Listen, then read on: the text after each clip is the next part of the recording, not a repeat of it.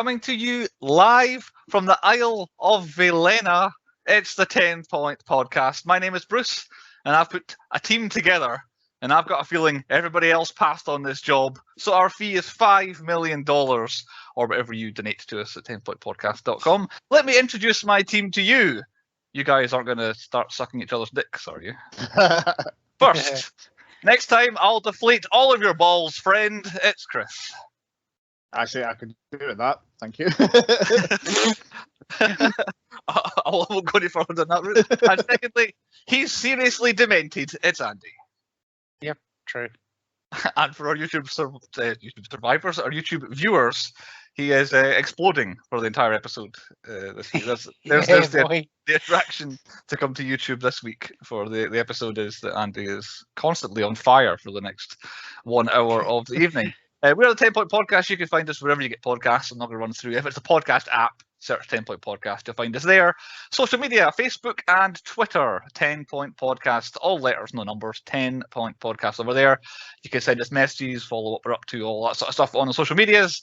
YouTube, like I mentioned, 10 Point Podcast too, where you can listen and view the episodes over there. We want to hear from you. We want you to get in touch with us however you can. All these different platforms, we want to hear from you.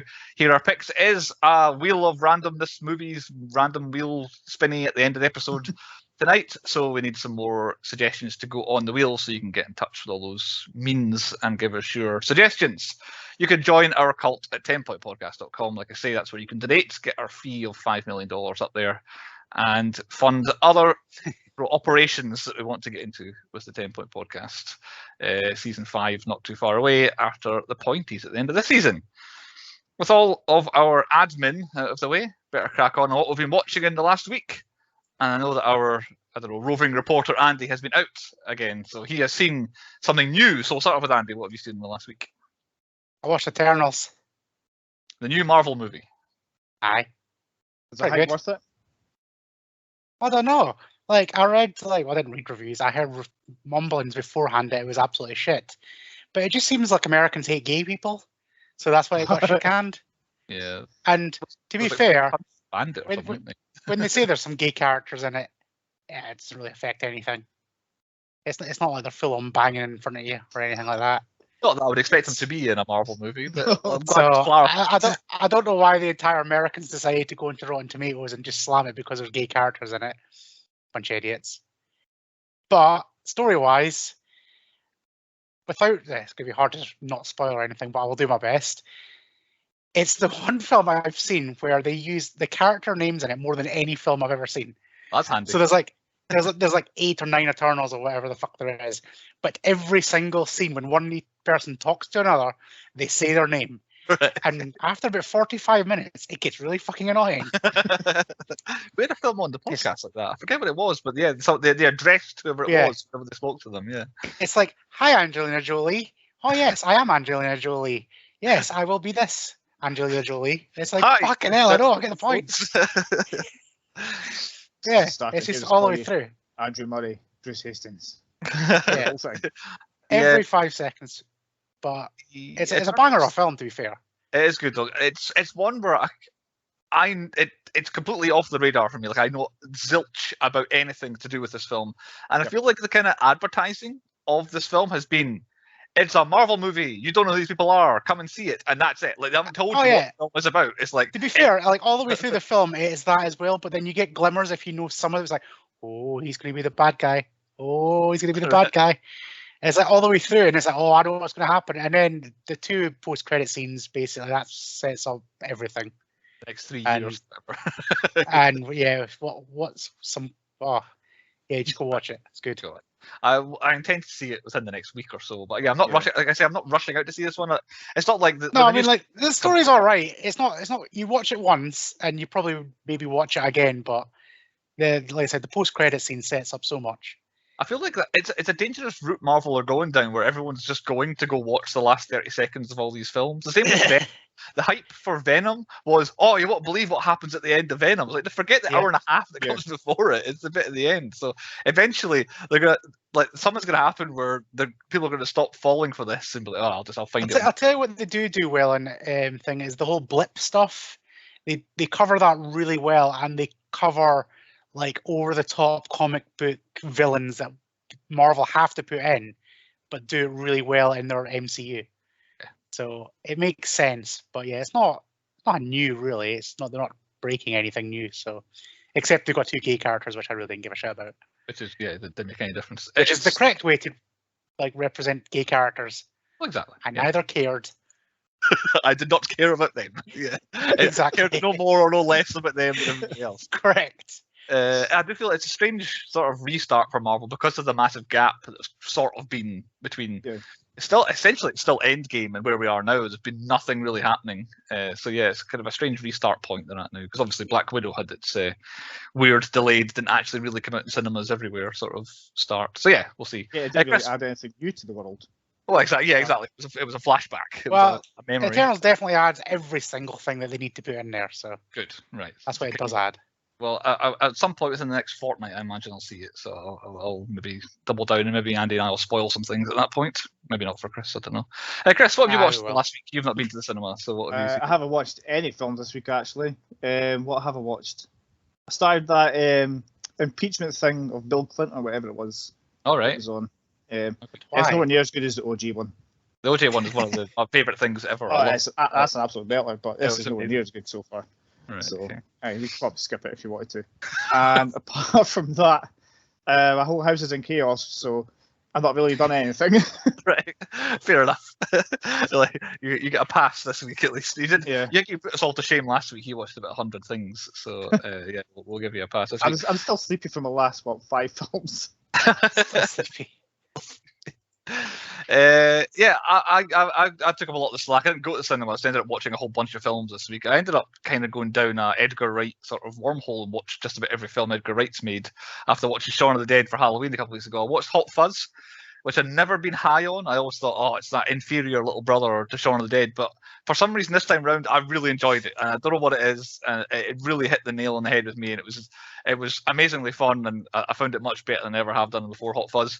But then the I've got opposite bad could be said. memories of that film, so I went to see it in the cinema. And it's been out for 8 years now because I could spoil it. Do you know that scene where everybody thinks that, I can't remember what it's called now, is it Danny?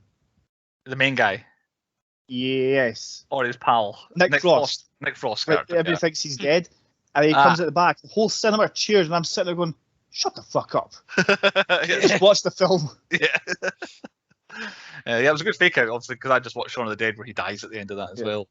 But yeah, it was a good one. But yeah, so I went on to watch World's End, which I always remembered as being quite good. And I thought it was a very average World's End. I think it's probably a bit overpraised to be kind It's of. about drinking, though. It's amazing. It is, but then it's not really, is it? It's like one guy, one alcoholic, and the rest of them were all kind of like, oh yeah, we're coming along. But Of alcoholics. I feel like it was they had less of an idea than the other two. The other two felt a bit more kind of fully rounded of an idea, but World's End wasn't so good. And then a bunch of other things I won't get into, but one I didn't hit on is Baby Driver. I watched, and Andy will always mention Kevin Spacey because he's in that film. Whenever I mention Kevin Spacey's in, he always mentions Kevin Spacey. Baby Driver feels like another one of these films that has specifically been designed for me, but I don't like it that much. There's just something wrong with Baby Driver. It's got people I like I in quite it. liked it. It's got music I like in it. It's got car chases and bank robberies and all that. And I'm like, it's just a bit average, really. It doesn't quite. Kevin Spacey is the best thing in it, though. Is he? I don't think he was that great in it. The main dude, who seems to be famous for, is it like Divergent and Allegiant and that sort of film franchise that I didn't even know existed? He's kind of famous for them, and then he's going to be in West Side Story, apparently. Is that main guy? Yeah. I can't remember his name now. I thought he was. He did not capture my my entertainment, whatever you want to call it, at all. I did not enjoy him. But yeah, the crew around about him were pretty good with John Hamm and Jamie Foxx and all that. But yeah, Baby Driver, it picks up at the end for the action, but not that great. But yeah, I watched about 100 things this week, but I think we've dwelled too much on what we're not actually meant to be covering on the podcast. So we'll move on to point number one. And point number one on the podcast, what is the point? The point this week is the 2010 action-adventure thriller, The Expendables, what Andy has spent all season building up to. This is the payoff to Andy for the season. Brought to us, yes, explosions. Brought to us by Lionsgate, Millennium Films, and New Image. Now, Millennium Films and New Image we've never used before. They seem to specialise in 21st century action movies. Seems to be just a bit literally every film they made. But Lionsgate have done Cabin in the Woods and Crank. which will come up later on very shortly. The film written by Dave Callaham, or David Callaham in some places, who we have covered before. He has written a film we've done on the podcast before. He wrote Doom. It was his first feature film he ever wrote, was Doom. And then Expendables was not too far behind it, in all honesty, in terms of his IMDb. His IMDb list of writing credits is spectacular, though. So Doom, the first 3 Expendables is Godzilla, the 2016 movie that I love. Then is next known for is Jean-Claude Van Johnson, which is the Jean-Claude Van Damme Amazon Prime TV show where he plays himself, but then like a secret agent or something. I don't know, it's some bizarre thing. Amazing. From then on, Dave Callaham, Zombieland 2, Wonder Woman 1984, Mortal Kombat, the recent remake, America the Motion Picture, which I don't recognise, but looks like an animated sort of thing. He wrote Shang-Chi and the Legend of the Ten Rings.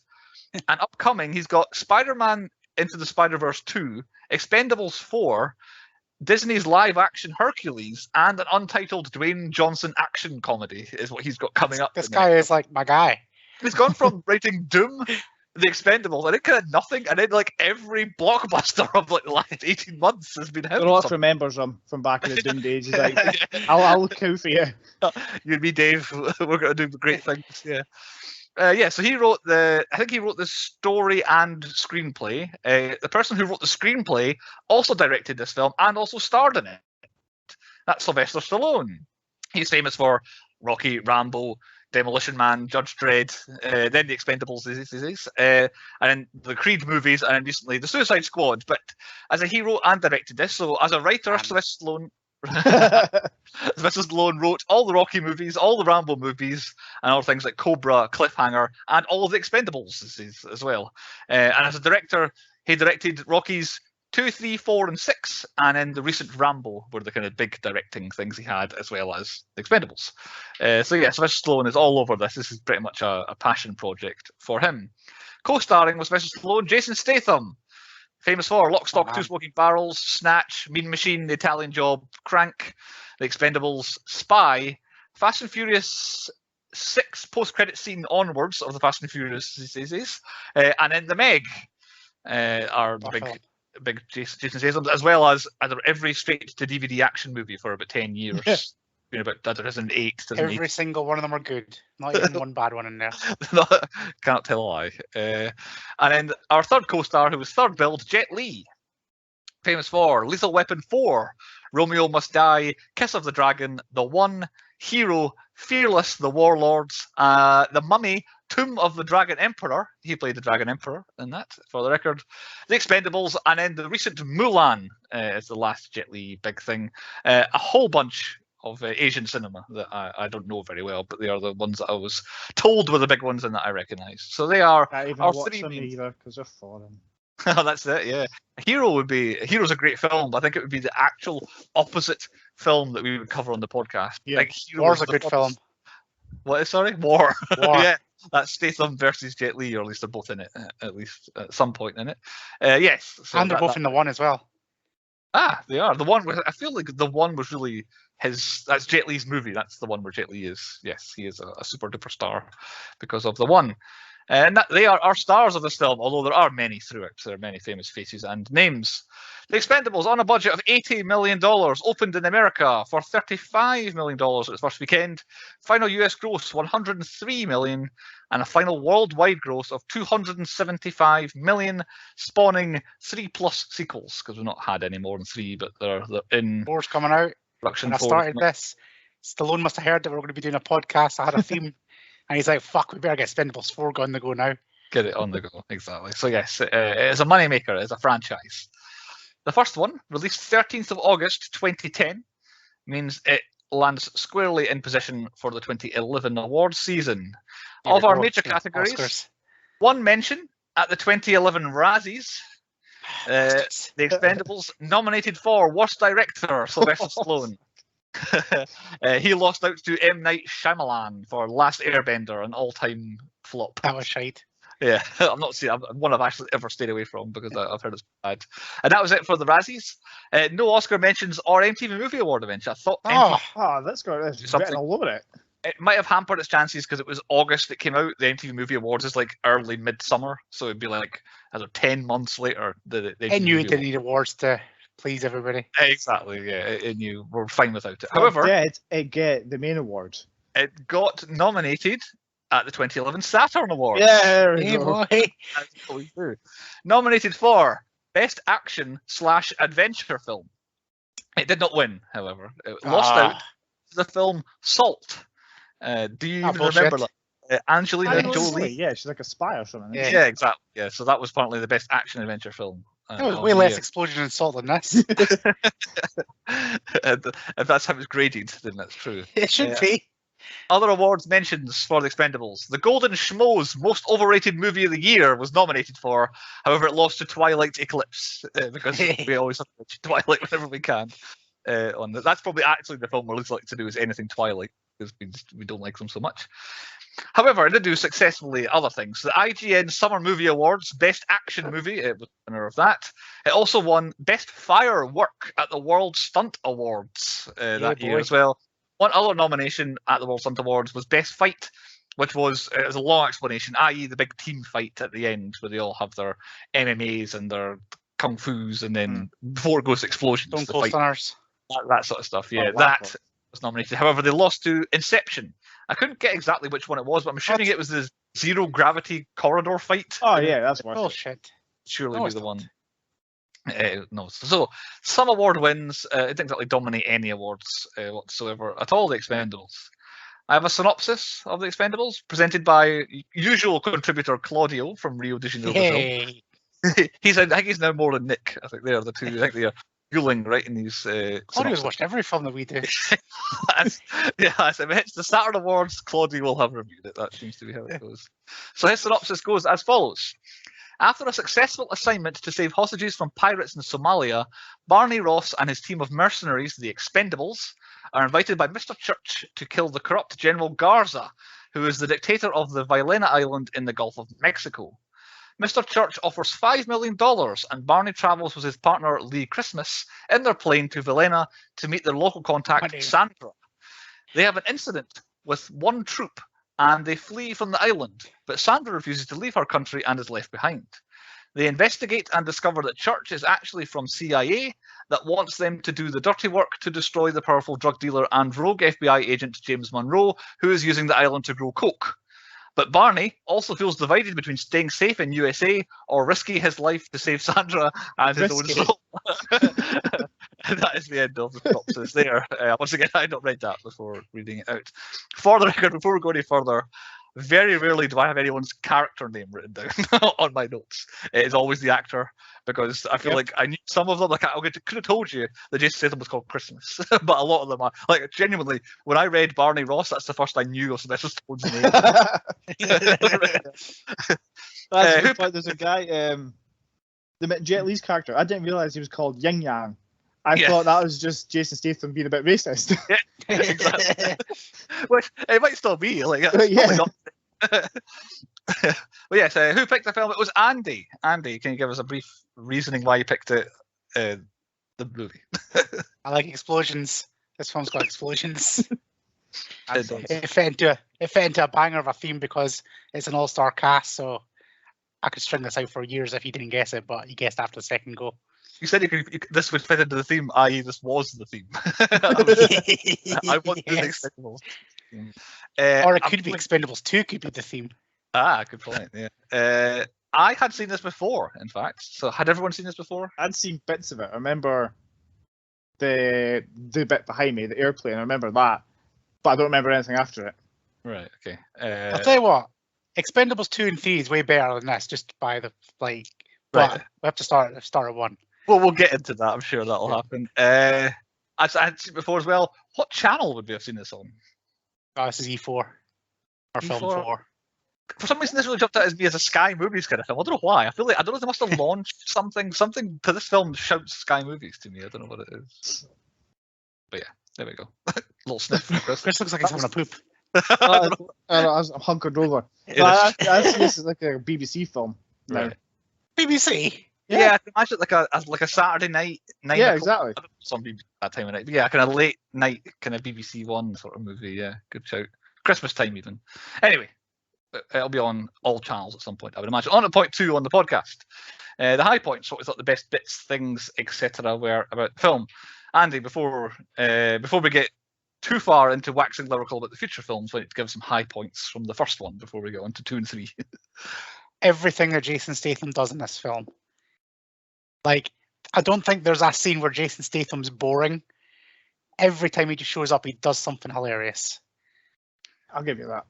Yeah. Even like the most boring bit I think he does is pull up on a motorbike to go and see his old girlfriend, like the random woman from Buffy out of nowhere. But even that is an ultimate setup for just him to kick ass. Yeah. Brilliant.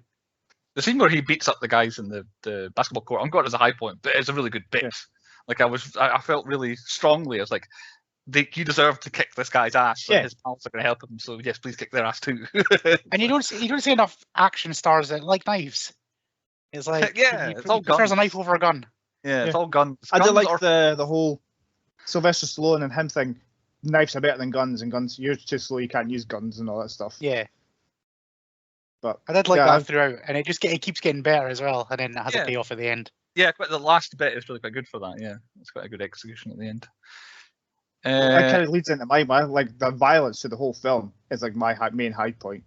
Like, Well, I knew it I was- completely forgot about Dolph Lundgren and the shotgun thing at the start. that's looks my that's first my high point. first point. It's- Like, I knew yeah. it was going to be violent. It's a bunch of action stars, but I was not expecting that guy to get shot in half right at the very No. start. I was like, What? It's the first one he shouts like warning shot or something, doesn't he? Warning shot. it's a bit low. Yeah, I completely forgot about that bit. It was amazing. Yeah, that was my first high point for definite. Yeah, it sets it up already. You're like, all right, okay. Yeah, these aren't necessarily the good guys here. Right? Yeah. But then like, we find that Dolph Lundgren's like, actually not a good guy as he tries to lynch somebody on a boat straight away afterwards. That was quite. It's not really a high point. It was quite funny. It's like, where's what's he called, Gunner? And you look up there. He's like, yep, just tying up this Somalian pirate. I'm gonna hang him. Any other early high points? I do have one kind of early-ish. But The church meeting between Yeah. the three of them. That's like that sets up the rest of the film. I knew What that star power. I knew Schwarzenegger was in at least further episodes, so I knew he was going to be coming in because all right, I know where this is going. But I did not remember or know Bruce Willis was in it at all. So I was like, oh, Bruce Willis. And then when they're waiting for a third, I'm like, all right, I know who this is going to be. So yeah, Yeah. I quite enjoyed that. That was a good star power scene. The scene itself, not brilliant, but I liked the fact that it was the three of them. I love your the three line where he's percent like, "Oh, he's running for president" or something like that.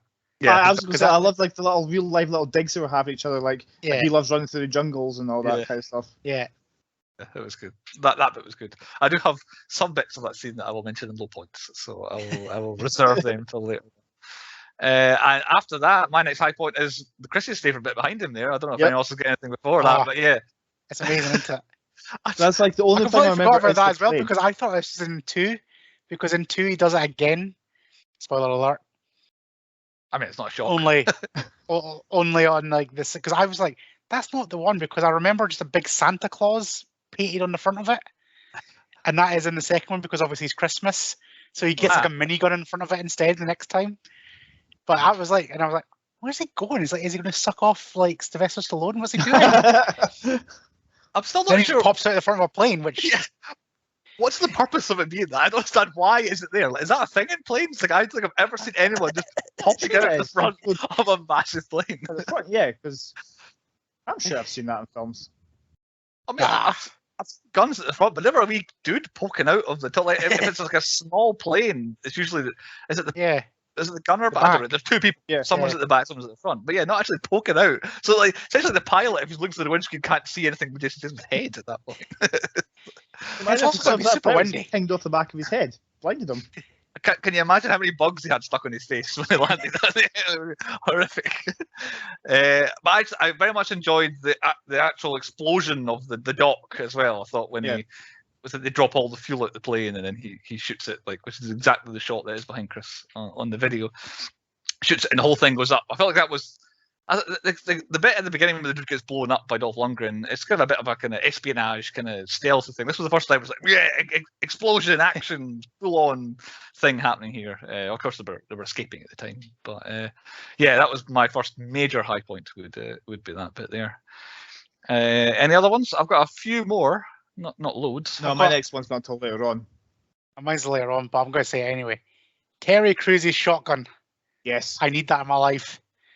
It is hands down the best gun I think I've ever seen in my life. Just the sheer noise of it just going boom, boom, boom, yeah. boom, boom. Like I was watching this on like 4K, like Ultra 4K HD on Amazon, and like the sound coming out of it was like fucking hell.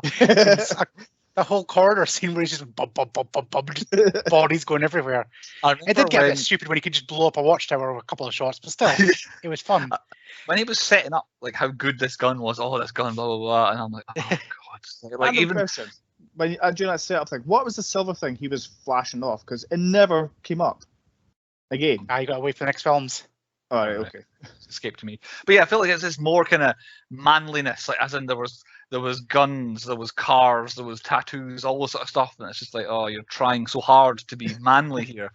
And it's like the gun is another one. Of course, we're like an hour and a half in the film at this point, and I'm like, oh God, I don't care about your big gun. And then once you started firing it, it's like, okay, I do care about your big gun. that is something special you have there, or whatever it is that you're shooting down that corridor. Just prior Call of Duty. Yeah, exactly. Prior to that, around that sort of time, my next high point was just when Steve Austin finally gets to be Steve Austin. I feel like he's just kind of quiet. Obviously, he's playing a villain, which he never did too much in his kind of wrestling career. But when finally he gets Sylvester Stallone captured, and he's face to face, and he's kind of just laying into him both verbally and physically, I'm like, okay, this is a good bit of the film now. Actually, Stone Cold being Stone Cold was good. I would have loved to have seen Stone Cold utilize the spear in his wrestling days because he absolutely nailed him. I absolutely fucking destroyed him. It was like flying like a torpedo, just absolutely wiped him straight out. I agree with that. We need a Stone Cold Stunner from at some point in the film. That was the only thing. That's definitely a low point. Yeah. That's a Stone Cold Stunner. Especially if they need to kick in the gut first as well, or the press where he jumps on them. Yeah. That literally around this time we've just been talking about it all. The big fights that won the awards or was nominated for. I've got Stallone versus Austin on one half of the film, and Expendables versus Bad Guy Goons on the other side. When everybody gets to show off a little bit, like you've got Jet Li doing his kicking everybody, looking like the actual best fighter in terms of the whole film, and then you've got Randy Couture just doing MMA stuff to somebody else, and all your action heroes doing all their stuff as well. But yeah, doesn't get a lot of credit. Jason Statham, the man knows his shit. His martial arts stuff. He definitely does. Yeah. That's why Jet Li loves him. Yeah. But and Jet Li is actually my next high point. I think he's used correctly in this film, as in they don't try and put too much on him, and he just actually disappears for a while. But when he comes back, I say he genuinely is the most exciting person in the film. Like everything he's doing is very exciting. So he's like a fighter Jackie Chan. Yeah, exactly. Yeah, it takes 20, 30 years of Jackie Chan, and you get Jet Li. So yeah, Jet Li gets a massive high point for me. Is Jet Li? I enjoyed him. And generally, my last high point is just the last 20 minutes of the film when massive fight, massive amounts of explosions, and it's like, okay, this is how I wanted this film to go out. So okay, that's it's like an action fan's wet dream. The amount of explosions and stuff. Like I was watching it, I was like, well, there's an explosion, there's a bomb. I'm like, fucking hell, this has got a lot of counting going on here. They were just like running, like every pillar just had a bomb in it at one point. Yeah. Because it is like realistically, it is a slow burn film. Like not much happens, and then when they go, they go. Yeah. And that's why, like I say, like 2 and 3 from that point of view are better because they just hit the ground running all the time. They just carry on. Because they've set up some characters. Yeah. And so I do get it, but yeah, just more action. It took me 2 views to find out what the Eric Roberts guy actually did. I was like, why do they want him dead? He's just there. I don't know. He's being a dick. I don't know what he has actually done. I don't have him as a low point, but now you've mentioned it, he is pretty dreadful. I think I've nominated him for worst villain later on, but yeah, I even think he's pretty terrible. Like the is it Garza, the actual Vilenian guy who's the baddie. I enjoyed him as the villain far more than Eric Roberts. I get him. He's a dictator who controls God to his head, but I just didn't understand why Eric Roberts was until like the second view. He was probably like, fucking high. He's always high. Yeah. He wasn't great. He would have been a low point for me if it registered enough, but I don't think he registered enough. Any more high points? No, I'm out. Bomb Go Bang seems to be the major high points. On to point 3 then, the low points. What we thought the worst things and the lowest points of the film were. I'll start off with my one. Initially, or my earliest low point, Mickey Rourke's weird homoerotic motorcycle tattoo parlor that he has. That's when initially this film is trying so hard to be manly. What's tough? Tough guys, tattoos, motorcycles. Let's put them all together. And it's just kind of weird. I don't know. And it's strange where everyone just drives the motorcycle in, and he's just doing tattoos right there. Like that cannot be hygienic. I would shit myself if one of them motorbikes came in and backfired. But fuck off! That would line up your back, mate. Sorry. I was just like, it's a bit trivial in mind, but like, it took 2 years for him to write Ables on the back of his tattoo. Yeah, and he did it in about 10 seconds. It took him no time at all. Like, he started writing it, Jason Statham comes in, and by the time he's got off his motorbike, he's like, right, you're finished. It's like, oh, you had to wait all that. Look at half the time. He's probably just like doing the back. I was like, oh yeah, you're good. Yeah. Plus stuff. But yeah, that it was weird. I feel like Mickey Rourke, I don't know. I think he was in a different film as well. I don't think he knew what he was turning up for the 3 days that he was there doing filming this. But yeah, in Mickey Rourke's weird kind of mid 2000s phase. Any other low points? I do have a few more. Well, I'll make mine by asking a question. Like, at what point are you too old to make action movies? Because when you start running like you shit yourself, that's when you're too old. Nice, fine. He does look a bit unathletic at times. As shredded as Stallone was, like when he took that shot off his tattoo, I was like, fuck me, the man's nearly 60, he's looking like that. But like when he's running on the dock, he's just like, his head's bobbing a bit, it's like, and he just kind of like flops onto the plane. Yeah. I bet he can still run better than you. Probably, but... He's never been a great actor, Sylvester Stallone, but whatever he has done to his face also means that he has this kind of giant rubber face that doesn't move at all. So anytime he had a close-up where he had to act, it is like he's a spitting image doll. It's just really weird. Like, it's hard for him to emote, and then it's hard for him to run. He is just like a waxwork that they just move around in the film scenes. Cauliflower ear. Cauliflower point.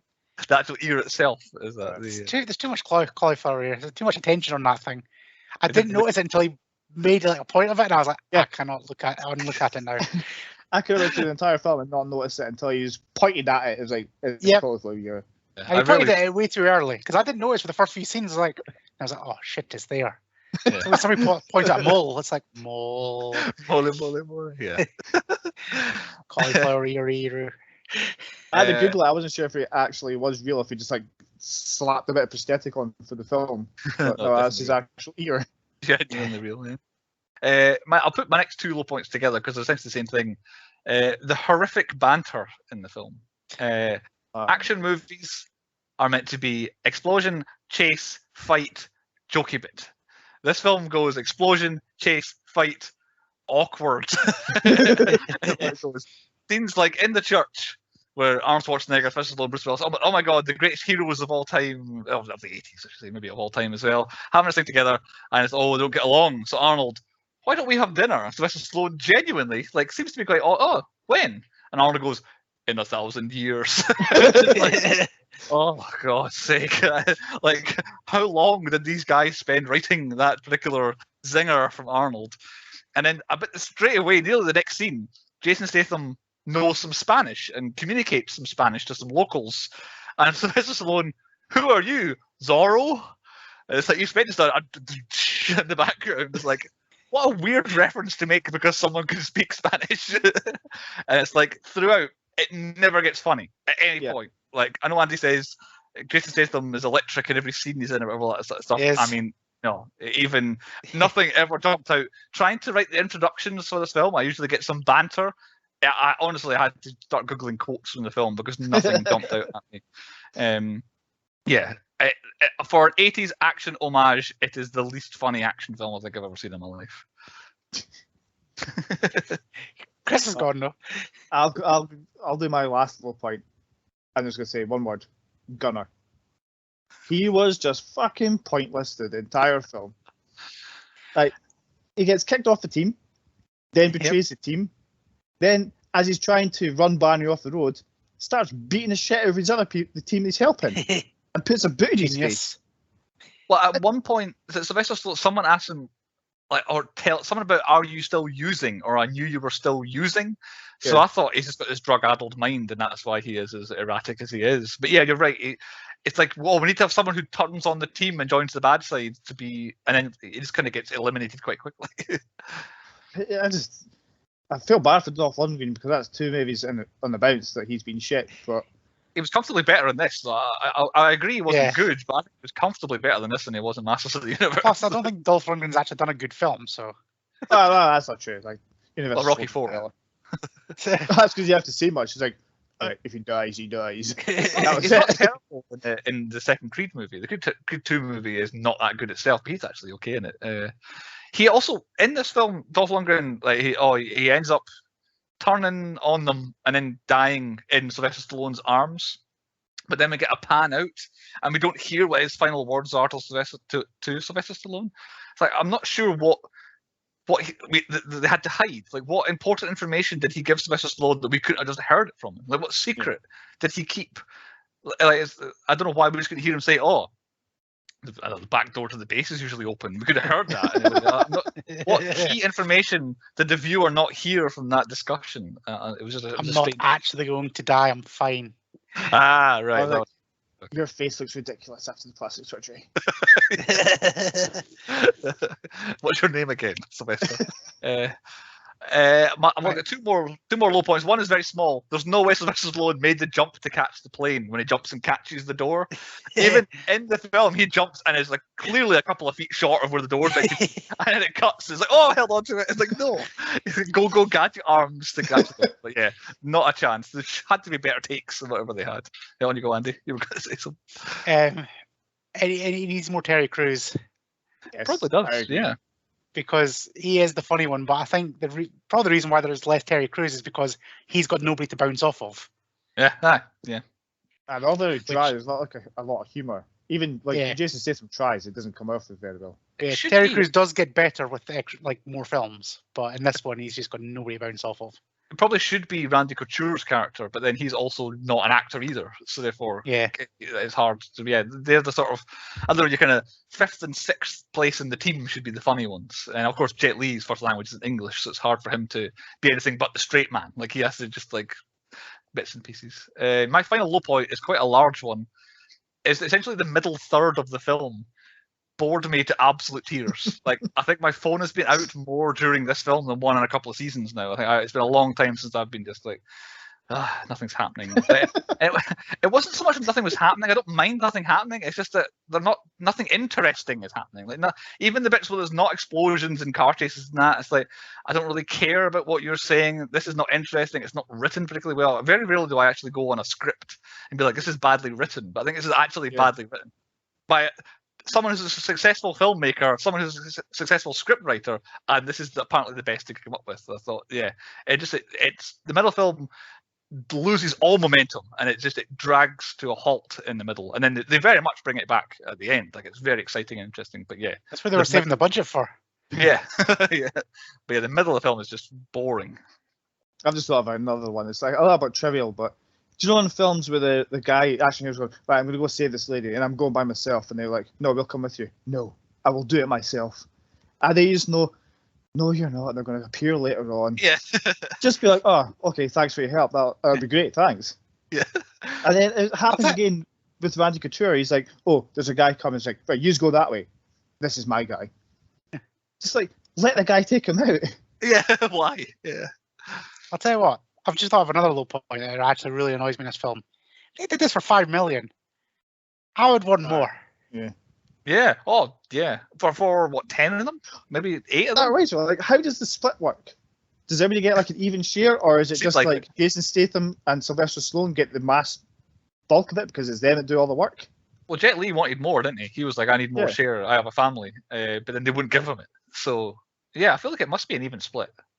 But I bet Stallone keeps them. I bet a million goes to Stallone for definite, and the rest get the share, I reckon. I had the meeting, so I get the meter's fee. Yeah, exactly, yeah. And one low point I didn't write down that I just remembered is the female character in the film. Like, the character, the actress, everything involved in her. Like, we have to have a woman in this somewhere. Like, I know in later ones they put actual action female stars in it to make it better. But again, she was just a waste of space. She could take a slap from Stone Cold though. Fucking hell. Well, yeah, exactly. That was brutal. I feel like that's why she's in the film, so that some man can punch her and make them a baddie, essentially. Yeah, but yeah, my final low point would be her. Any other low points? No, I'm done now. Okay, on to point 4, our stats, which the internet argued with me strongly on this one. So, shits, I only counted 7. The internet tells me there's 20, but then the internet also tells me there's an unrated cut. So I think that's maybe where the discrepancy happens. It is an 18, and 7 felt low. But I thought there's chunks of the film where there's actually not a lot of talking, and when they are talking, they're actually having like genuine conversations that aren't all about jokes and swearing and being angry. So yeah, 7 F-bombs. I only got 4, which were all Bruce Willis in like the same sentence. Apparently there's more, but again, I think that might actually be an unrated cut because there wasn't that much swearing in the film. They don't run around shouting and Have swearing. you seen the unrated cut, Andy? No. I was going to say, is there any difference? I just watched the Amazon. I wanted to watch it in 4K. Yeah, which is the reason why I actually did the whole thing, because I seen it was on 4K. I was like, I need to watch this film in 4K. Was it better in 4K than it was in other cases? Aye. Okay. Explosions. 56, which feels low, but when you think about it, 56 in less than 2 hours is quite a lot of explosions. I counted as best I could every single little explosion. So if you look behind Andy, it's not just the one bang, it's like bang, bang, bang, bang, bang in a line. So I tried to do it that way. So yeah, 56 explosions, roughly 129 deaths. But this is one I have to judge. Right? He got shot in the leg, so he's probably not. Oh, that's the chest, so he's dead. That's the head, he's dead. That's a knife. He could. That's an arm off. Oh no, head's off now, so he's dead. So things like that. So I think about 129 is where I got to. Well, Eric Roberts would have helped you because I'm pretty sure he said at one point 40 people 41. died. He said 41 of my team died. I looked at my number, like, yeah, over 41, so I'm okay here because there were some prior to that too. Right, the quotas. You can maybe help me out with this because I think I got a shutout, not a single one of the quota. Dead animal. There's a dog ran past and it got blown up. Nah, I'm joking. I don't know. Yeah. I didn't notice it. But were there any cows or goats? They were wandering around the jungles, but I didn't notice any farms that had any cows or goats. So I didn't see any of them. Peeing or otherwise, I don't any sort of that kind of humour either. Everyone kind of generally went to the toilets off screen.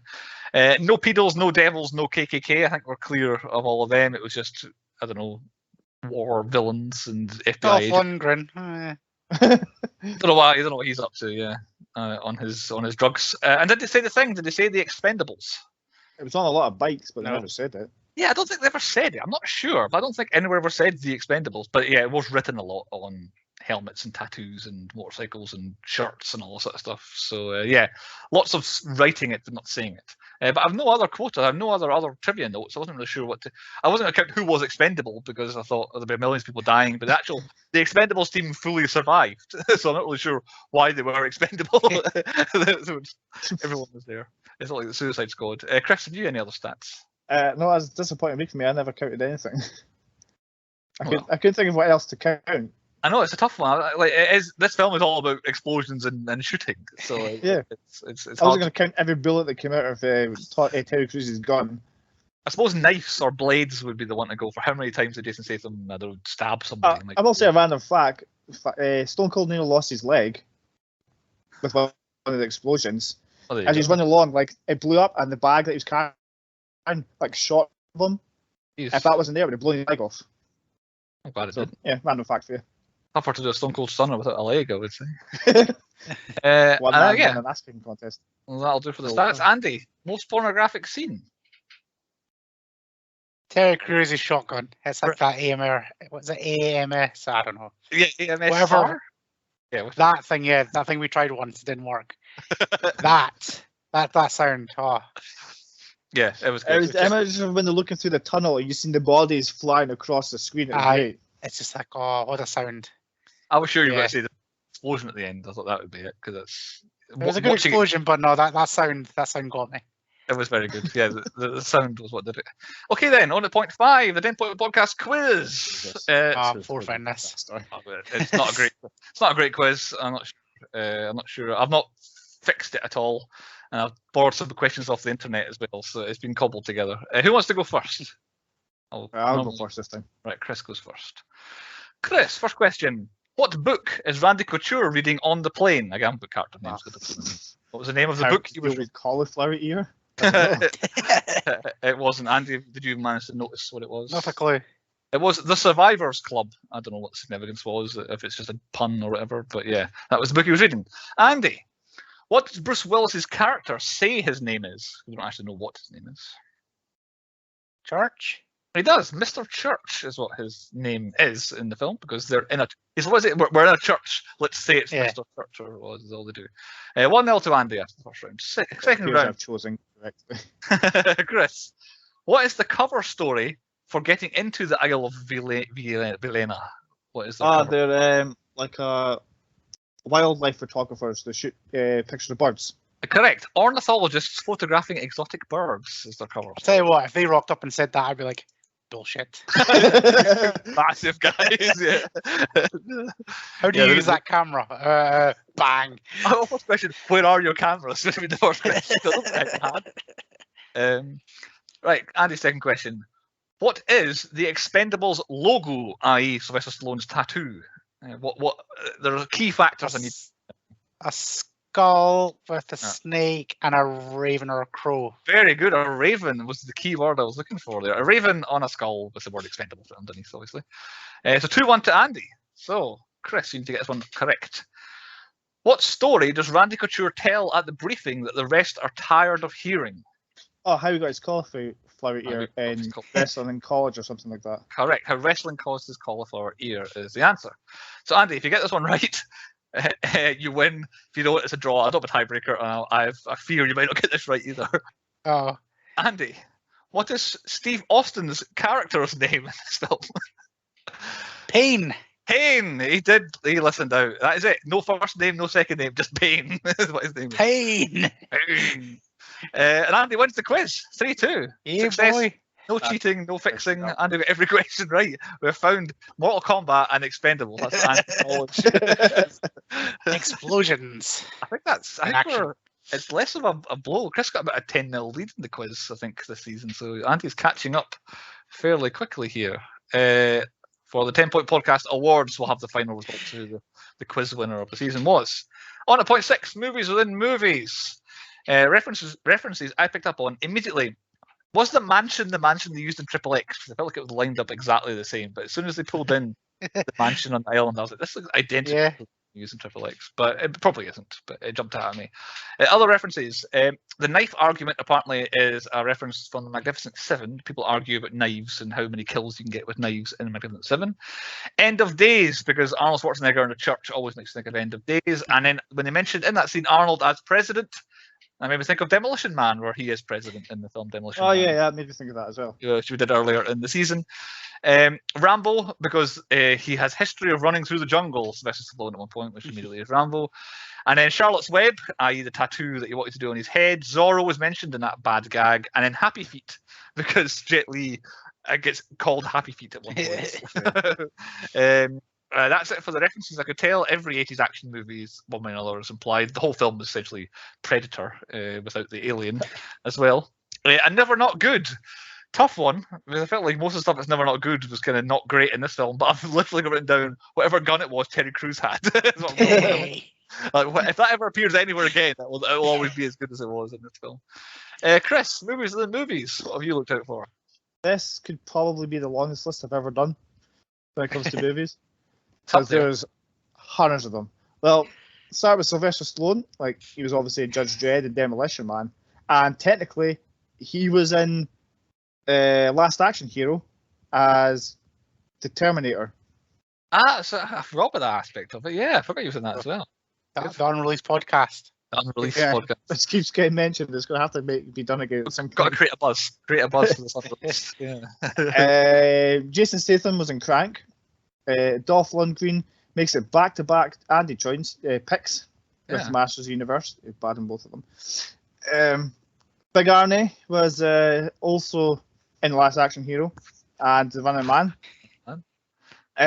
Bruce Willis was, I almost forgot about this actually, Fifth Element, and he was also the voice of Mikey in Lucas Talking. And Secret Guy. You missed one. You missed No. What? Bruce Willis. You missed Bruce Willis. Bruce Willis, you missed one. What? Beavis and Butthead. Beavis and Butthead. Ah, fuck, I forgot about that. Okay, I'll give you that. I was going to say, like, technically this guy hasn't acted in any other films, but he was a stunt guy in Haywire and Crank, and that was a guy that slapped Christopher Carpenter. Do you have the guy's name? Because I've got someone. Paul Amos. Oh, I've got someone else who was also in Haywire that was in the film. R.A. Rondell. he played Gunner's goon in this. Apparently, he was State Trooper #1 in Haywire. I didn't bother going that far down. You got bother. That's your job. I'm not gonna say like. Do you know how many films Eric Roberts been in? By the way, I do now. 651. None that we've done. He's done a lot of shit, hasn't he? Exactly. Yeah, he's been in 600 plus films, and not one of them we've done. Yet there's people right at the bottom who are in it for like a flash, and they're gone. And I'm like, I'm not bothering with them. I'm just doing the big stars. Yeah, I think it might be. I missed your guy that you mentioned that was also in Haywire. I think it might be the longest list. There was one where we had 5 or 6 previously. And actually, Office Space last week wasn't too bad either with a few there. But yeah, it might be the longest list. Chris, have you recast us in the film? I have. Like, I wish I was as cool and suave as Jason Statham, but I'm totally the Jet Li guy mooching after more money from a family. I think Andy would have been disappointed if I didn't make him Stone Cold Steve Austin. Yeah, boy. And as for Bruce, I just put you as Sylvester Stallone, the leader of the Stallone. I don't know what else to put you as. Well, I've cast me as Sylvester Stallone as well. Okay. But, also, in one draft, I had used Jet Li because of I need more money for my family. You're a family man. But I went for the church scene. I thought the 3 of us in that scene, that's where we need to be. I thought about doing that actually. So I'm Stallone because Andy had to be Bruce Willis because he does all the swearing. So he has to be Bruce Willis. And then you're the one that's got better things to do, so you could be Arnold if you left. And I'm Stallone left up to do the work. So I went the 3 of us that way. But yeah, I'd use Jet Li for the same reason as you. Andy, have you recast anybody else in the film? Yes, Eric Roberts out, Peter Dinklage in. I can't see a fault in it. Like, probably an improvement.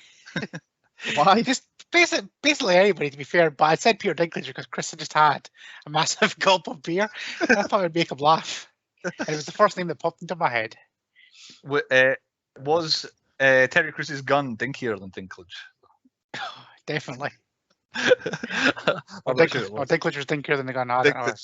It's coming back. It's coming back next season. Dinkier than Dinklage. We cannot wait. On to point 7, Andy's trigger warning. A word of warning. Andy is about to trigger Christ knows what here. So on you go, Andy. Right. You always start right. Right.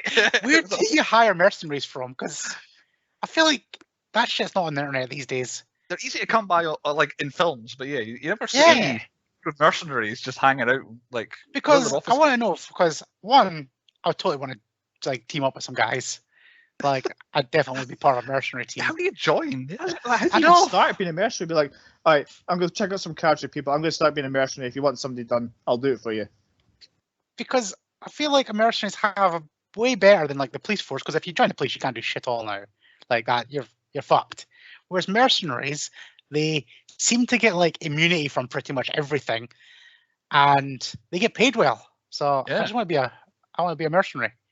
I think step 1 is definitely. Yeah, as well. I'll be like, he was here set to kill you, but just give me enough money, I'll go kill somebody else for you.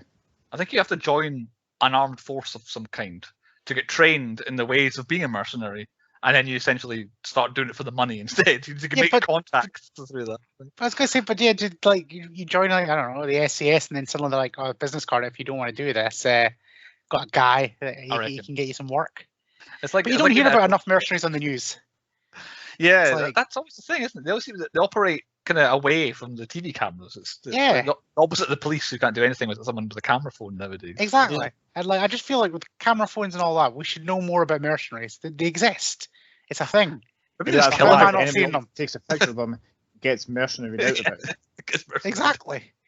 But yeah, it just annoys me that I don't know how to be a mercenary or how to get contact with them. So 10pointpodcast.com if you've got any if you want to send us flyers of how to join your crew. Google after we'll give you some advertising on the website. Yeah.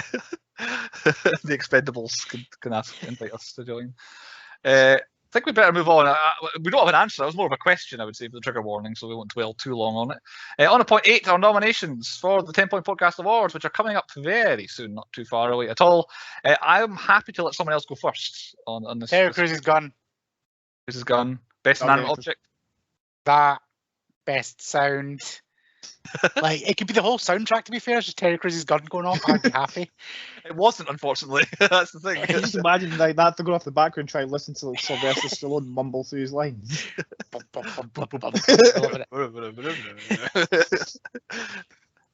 Any other nominations, Andy? just really Terry Crews' gun. Best explosions, like that entire last scene. Special effects, the explosions, and I've got maybe the dock, maybe the final scene. So yeah, I think special effects, Yeah. explosions, in Like this. sets, the explosions of sets. It was good. There was no CGI. Sets. It did get one of the awards I missed out was it got nominated for like best use of miniatures at some sort of special effects awards, which I think was the scene at the end. They blew up a miniature part of that, and it was another thing I got credited for. Now that you mentioned the sets, reminded me of that. Any other nominations? Yeah, Jason Statham, just being Jason Statham. Fair enough. I've got a few. Worst actor is definitely Sylvester Stallone. Yeah, I guess so. Most underused or underrated, Terry Crews. And random person out of nowhere, Charisma Carpenter from Buffy. Because why? Most unexpected, yeah. Yeah. Very much unexpected. Because I recognised her, and I was like, I couldn't quite place her. And then, oh yeah, I got it. Chris. My one is the best death is the pirate at the start because I just wouldn't expect his entire top half to be shot off. That's a good one. I did wonder about best death. I think I had a question mark next to it. So yeah, pirate. Yeah, pirate. My best actor was Jason Statham. My worst actor is the second nomination for Dolph Lundgren for this season. Actually, yeah, he's probably worse. It's tough. It's tough. Yeah. I'm just glad he wasn't in it for very much. Yeah. So I might just hate second or third one if he's back. My best song was Mississippi Queen. Aye. Yeah, I guess so. I feel like the soundtrack wasn't brilliant. There was like 2 or 3 needle drops, but I think it could have been better. I think it was going to be The Boys Are Back in Town, but I was at work today and I just couldn't get Mississippi Queen out of my head, so that's why I've nominated it as best song. There's some Creedence later on. Normally we mention Creedence Clearwater Revival when they get mentioned, so there was one of their songs was in it as well. Give that one. My best plan was the Fry and Die flyover because it was absolute genius. Yeah, of course. Yeah, successful, very successful plan. My got a hole in front of your plane, sorry. You get a plane. My worst plan was not blowing up a building because the girl was inside it, but then as soon as she's at the front door, blowing it up while she was right there. It's just like, it made no sense. They're blowing out of the building at that point. Yeah. She's not stuck in, she's blown away from the building. And my best cameo was Big Arnie. Like, I knew from the trailer that he was in it and stuff, but it's still the best cameo. That's a good one, especially because you know it's coming, so you're like, oh. Yeah. I'll run through what I've got then. I don't have a lot of them, but I've got more than I thought I did. Worst special effects, I feel like most you see the CGI in this. Some of the blood, mainly the fire when Stone Cold's on fire, looks really bad. Like actual fire they have is really good and explosions, but that bit is really like if you can't do it properly. In 2010 as well, like we make fun of CGI in the 90s. It's 2010, and then the severed limbs looked especially kind of cartoonish as well when they get chopped off. Most unexpected, I've got Bruce Willis because I forgot he was going to be in it, but I feel like there's loads of people involved. Best fight was the team one that we mentioned a few times. Has to be that. Most underused though, I went with Jet Li because I feel like he was the most exciting fights and best kind of action was the bits he was doing. I feel like he wasn't in it very much. It made me want to watch an actual Jet Li film rather than watch another one of these. Best Jimmy, Eric Roberts plays a character called James Monroe. Just because he's called James, I need to mention he's another definitely not going to win that award. He's not going to win, but he's called James, and we don't have him very often. A couple extra. Eric Roberts again for worst villain. He was terrible. But the other guy, and then most obvious name made a comeback. Dolph Lundgren was called Gunner. That's a very honest name. Well, I don't know. I could think of that with the Yin Yang. That's a bit like that's racist. I mean, it's not obvious. Like, it's like an Asian guy. I'm going to call him Yin Yang. Whereas, what does he do? He fires a gun. Call him Gunner. He's called Gunner. Other one. He carries a knife though. He's a knife guy, isn't he? I thought it was just Statham. Alright, okay. Alright, either way, I thought it was quite obvious. He's in the army. He's called Gunner. And then my last one is a reverse nomination, as in for best line, I've actually put in literally none. There are no lines are good in this film. Is my nomination. So this film better not feature in the best line Pointy Award. And that's it for my nominations. I don't have too many, but I think we had plenty in there. On to point 9, moral of the story. What was the lesson we're supposed to learn from this film? My moral story is action movies need to be funny. It was my moral of the story. It's not to do with the actual film's storyline itself, but I feel like it was really missing that. Chris, what's yours? It's good to have friends. They made a point of saying it at one point. Yeah, and Andy? I need a plane with a hole in the front of it. Yeah. It's not a moral of the story, I just want one. This is one, and not specifically so you could pop out, not like leaking stuff out of it. Yeah, no, just so I can pop out and start shooting people. On to point 10, the 10-point rating. We'll rate the movie out of 10. Andy, what are you going first? Because you picked it. What is your rating out of 10? Well, I like some explosions. I like shooting things. I like pretty much every actor in this film, but the story is utter garbage. And the second and third one are way better, so its bang average is a 5. 5 from Andy. Chris, I've got you next. Like pretty much what Andy says. It's your typical over-the-top action film. Like each person in their own films is fine, but in this, like nobody's winning any Best Actor awards. Like the story is paper thin, but like the action is what you've come to see, the explosions and the shitting and stuff. So I'm giving it a 4. 4 from Chris. I've just got written so boring and awfully written. I think that was up in my deepest depths of watching the film at that point. I was just like, it's just so uninteresting at point. Like it's not necessarily boring. There's just uninteresting bits.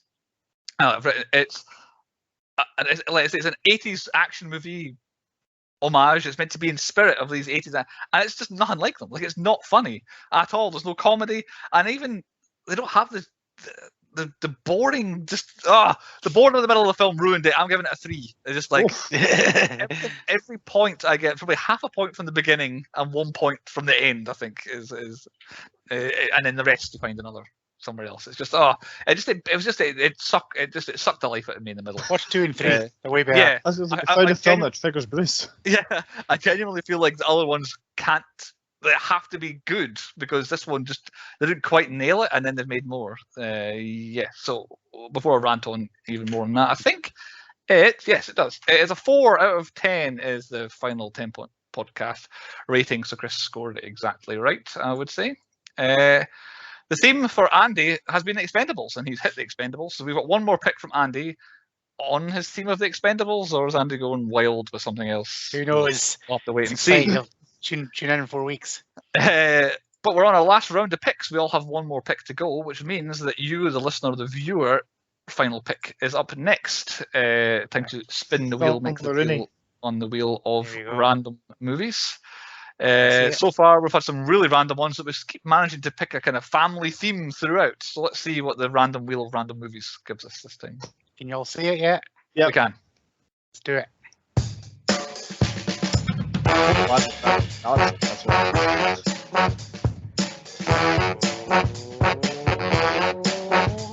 Oh, Cocoon. Does it say? I know somebody's in that. There you go, Cocoon. Somebody's in it. Somebody's in that. Yeah, it popped up on Facebook the other day. They were talking about past films, and somebody we've already covered is in that. Oh, okay. In fact, somebody Andy's covered is in that. Very good. Someone's in a cocoon is a strange way of thinking about it. There we go. 1985's Cocoon. I don't think I've ever seen Cocoon before. I've seen it. Definitely one of these films that's often referenced and I hear mentioned in very kind of pop culture things, but I don't actually think I've seen it myself. So that's what's next then. Another most randomest Wheel of Awesome random film to come out. So you'll have 7 days to find 1985's Cocoon, and then come back to us, and we'll see you next time on the 10 Point Podcast.